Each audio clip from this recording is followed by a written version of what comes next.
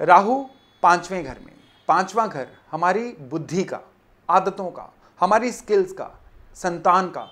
और जब राहु पांचवें घर में होते हैं तो किस तरह से इन सभी चीज़ों को प्रभावित करते हैं, और अगर कोई खराबी दें तो इस राहु के उपाय क्या क्या किए जा सकते हैं, इन सभी चीज़ों की चर्चा हम आज के वीडियो में करने वाले हैं।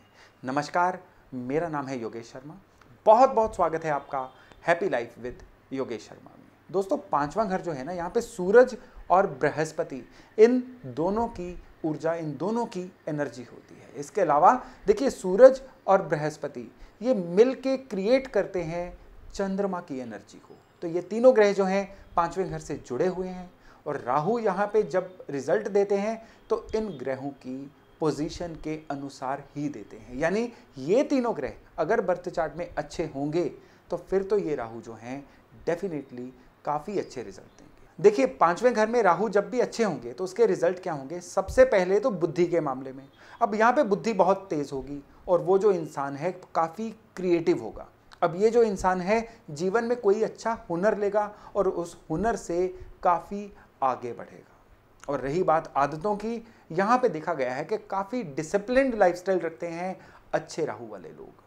नॉर्मली पांचवें घर का राहु जो है ना, ये पैदा होते ही माता को कष्ट जरूर देता है, लेकिन माता का साथ, यानी माता इनके जब तक जीवित हों तब तक इनकी संतान भी अच्छी होती है, इनके धन दौलत सभी के रिजल्ट्स काफ़ी अच्छे आते हैं। लेकिन इन ग्रहों के खराब होने की वजह से ये राहु जो हैं काफ़ी ज़्यादा खराब हो जाते हैं। सबसे पहले तो पांचवें घर के राहु खराब होते हैं साउथ फेसिंग घर में रहने से।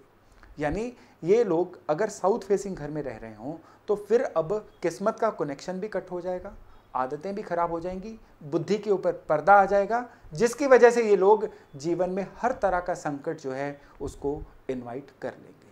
और अगर बर्थ चार्ट में चंद्रमा, बृहस्पति ये खराब हों, अब संतान के लिए भी काफ़ी बुरे रिजल्ट आते हैं। किस तरह से? कई बार तो संतान होती ही नहीं है, इनके वाइफ के अबॉर्शंस होते चले जाते हैं, जिसकी वजह से संतान दुनिया में आ ही नहीं पाती है। आ जाए तो वो संतान जो है या तो निकम्मी संतान होती है या उसके बारे में इनको लगातार चिंताएं लगी रहती हैं। कहते हैं राहु अच्छे यहाँ पे ना होना तो 21 से 42 साल की एज के बीच में जब भी संतान हो तो इस इंसान के या तो पिता या ससुर, उनके बारे में इनको काफ़ी बुरी न्यूज़ देखने को मिलती है। इसके अलावा यहाँ पे राहु सेहत के मामले में भी काफ़ी डामाडोल रिजल्ट देते हैं। किस तरह के? यहाँ पे इंसान का डाइजेशन सिस्टम, पेट की खराबियाँ, ये बहुत हद तक रहनी शुरू हो जाती हैं। यहाँ पे राहु के खराब होने की एक बहुत बड़ी निशानी होती है कि इन लोगों में पेशेंस ही नहीं होती है। या तो ये काम बदलते रहेंगे या एक ही जगह पे टिक के नहीं बैठ पाएंगे। इवन इनमें गुस्से की मात्रा जो है ये इतनी ज़्यादा हो जाती है कि इसकी वजह से भी ये लोग बने बनाए काम चौपट कर देते हैं। अब देखिए, इस घर में एनर्जी सूर्य की है और यहाँ पे अगर सूर्य भी अच्छे ना हो तो ये राहु जो हैं नाम खराब कर देते हैं। तब सूर्य राहु का ग्रहण योग बनता है जो सबसे पहले गुडविल, नेम, फेम इसके ऊपर चोट करता है। ये लोग अपने हाथों से कुछ ऐसी गलत कारस्तानियां कर देते हैं जिसकी वजह से खामखा बदनामी हो जाती है, और इसकी वजह से कई बार देखा गया है कि काफ़ी विवाद, पुलिस केस तक पड़ जाते हैं। और अगर ये राहु और खराब हो जाए तो सरकार की तरफ से पेनल्टीज भी पड़ती हैं। कई बार बिजली बोर्ड की तरफ से पेनल्टी, कई बार कोई जीएसटी, इनकम टैक्स की तरफ से नोटिस या पेनल्टी, इस तरह की दिक्कतें इनको काफ़ी ज़्यादा देखने को मिलती हैं। नॉर्मली पांचवें घर के राहु के वाले के भाई जो होते हैं ना, वो जीवन में काफ़ी वेल ऑफ होते हैं, उनको जीवन में धन धान्य किसी तरह की कोई परेशानी नहीं होती। लेकिन यहाँ पे अगर ये लोग अपने भाइयों से संबंध बिगाड़ लें तो फिर इस राहु के ओवरऑल हर तरह के रिजल्ट जो हैं वो खराब होने शुरू हो जाते हैं।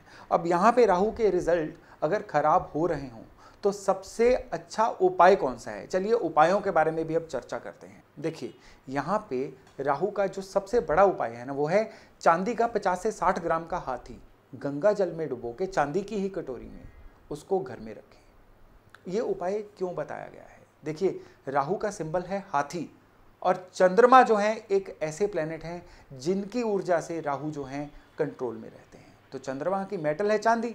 यहाँ पे चांदी के हाथी वजन 50 से 60 ग्राम, और हाथी की सूंड जो है ना, ट्रंक ऑफ द एलिफेंट, ये नीचे की तरफ होनी चाहिए। अब इस हाथी को गंगा जल में डुबो के घर में रखें। अब गंगा जल में डुबोने के लिए आपको बर्तन जो है ना, ये प्रेफरेबली चांदी का बर्तन ही यूज़ करना चाहिए। चाहे इसको ढक के रखिए और चाहे इसको अपने से थोड़ी ऊंचाई पे रखिए, ताकि हाथी आपको देखे, आप हाथी को ज़्यादातर बिना एफर्ट के ना देख पाओ। इससे राहु की जितनी भी बुरी एनर्जी होती है वो बहुत ज़्यादा काउंटर होती है, बहुत ज़्यादा कंट्रोल होती है। इसको करने के बाद अब जीवन में राहु की जो शरारतें थी ना, जिसकी वजह से इंसान इजी मनी की तरफ भाग रहा था, उसका बुद्धि खराब हो रही थी या सरकारी पेनल्टीज लग रही थी, अब ये चीज़ें जो हैं बहुत हद तक कंट्रोल होंगी। साउथ फेसिंग घर, जिसके बारे में मैंने चर्चा की थी कि साउथ फेसिंग घर जो है 5वें घर के राहु वालों को बिल्कुल सूट नहीं करता है, तो अगर ये साउथ फेसिंग घर में रह रहे हों तो इनको क्या करना होगा, एक चांदी की पतरी लेके, यहाँ पे खास तौर पे ध्यान रखिएगा कि केवल चांदी की पतरी लेनी है, चांदी की तार नहीं लेनी है। तो चांदी की पतरी को घर के मेन गेट पे मार्बल कटर वाले को बुला के एक ग्रूव करवा दीजिए, कट लगवा दीजिए और उस कट में चांदी की पतरी को दबा के ऊपर सीमेंट करवा दीजिए, बिल्कुल उसको अंदर कंसील कर दीजिए, छिपा दीजिए। और ये जो चांदी की पतरी है ना, घर के मुख्य द्वार पे पिलर टू पिलर होनी चाहिए। इतना करिए, अब इस राहु की एनर्जी 90 बल्कि 95-6% तक काउंटर हो जाती है। और अब एक और रेमेडी, जो रेमेडी है उन दंपतियों के लिए, उन कपल्स के लिए जिनको काफ़ी ज़्यादा संतान की इश्यूज आ रहे हैं इस घर में राहु के होते हुए।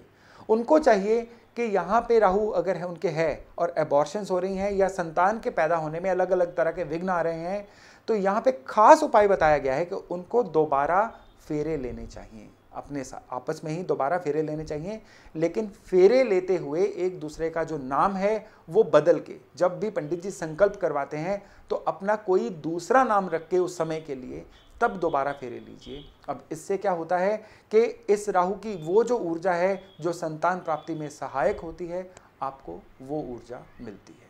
दोस्तों, ये थे इस राहु के कुछ सटीक उपाय जो अगर 5वें घर में राहु हैं और आपको दिक्कत दे रहे हैं तो आपकी सहायता करेंगे। दोस्तों, राहु के अलग अलग घरों का विवरण आपको कैसा लग रहा है, आप कमेंट सेक्शन में मुझे ज़रूर बताइएगा। इसमें और आप क्या क्या ऐड करवाना चाहते हैं मुझे ये भी बताइएगा। और एस्ट्रोलॉजी और वास्तु की लगातार नई जानकारियों के लिए इंस्टाग्राम पे मेरा हैंडल है योगेश शर्मा एस्ट्रोलॉजी, उसको ज़रूर फॉलो करिए। और हाँ, इस चैनल को तो कम से कम जल्दी से जल्दी सब्सक्राइब ज़रूर करिए, ताकि आपको मेरे बाकी आने वाले भी जो वीडियो हैं सबसे पहले उनकी नोटिफिकेशन आपके पास पहुंचे। तो राहु की चर्चा आज के लिए यहीं तक थी। बहुत जल्द मिलते हैं राहु छठे घर के रिजल्ट लेके। तब तक अपना खूब ध्यान रखिएगा।